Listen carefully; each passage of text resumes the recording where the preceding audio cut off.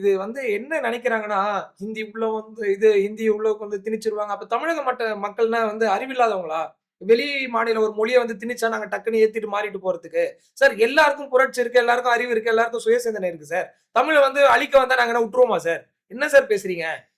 இதே தான் சார். நாங்க தமிழக மக்கள் நாங்க தான் சார் கேட்கிறோம். ஆமா சார். நான் பாஜக ஆதரவாளர், பாஜகல இருக்கேன். நாங்க வந்து பாஜக காரங்களா இல்லங்க, நான் சொல்றதை நீங்க புரிஞ்சுக்கவே சார். மாட்டீங்க. நீங்க இவ்வளவு நேரம் பேசுறீங்க. லாஜிக்கே எல்லாம் பேசுறீங்க. ஆனாலும் நான் கேட்டேன். நான் லாஜிக்கோட பேசுறேன், கேளுங்க. நான் சொல்றேன். தமிழக மக்கள் இல்லங்க, ஃபர்ஸ்ட் வந்து நீங்க பேசுறது லாஜிக்னு சொல்றதே வந்து ஒரு என்ன சொல்றது? நீங்க சொல்றது லாஜிக்னா அப்ப நான் சொல்றது லாஜிக் இல்லாம நீங்க வந்து லாஜிக்கே இல்லாம பேசுறீங்கன்றீங்க இல்லையா? சரி சார். அதுவே உங்களுக்கு உங்க மைண்ட் செட்டே தப்பு இல்ல. சரி சார். நான் அடுத்து பேசுற லாஜிக் இல்ல. நான் பேசுற லாஜிக்னா எப்படி அது? சரி நீங்க சார். பேசுறத பாக்குற மக்கள் புரிஞ்சுக்கட்டும் சார். யார் பேசுற லாஜிக்னு. நான் பேசுறது உங்க பாயிண்ட் ஆஃப் வியூ லாஜிக் இல்லாம இருக்கட்டும். ஆனா நான் ஒரு பாயிண்ட் மட்டும் சொல்லிறேன். தமிழக மக்கள் மிக சுய சிந்தனையோட இருக்காங்க சார். தமிழ் அழிக்க யாருமே விட மாட்டாங்க சார். தமிழ் அழிக்கவும் முடியாது சார்.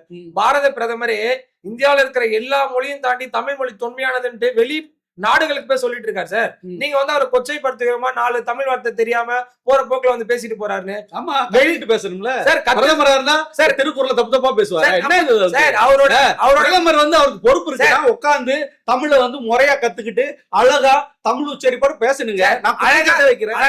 பாரத பிரதமருக்காக என்ன தமிழ் எப்படி வேணா பேசுறாங்க.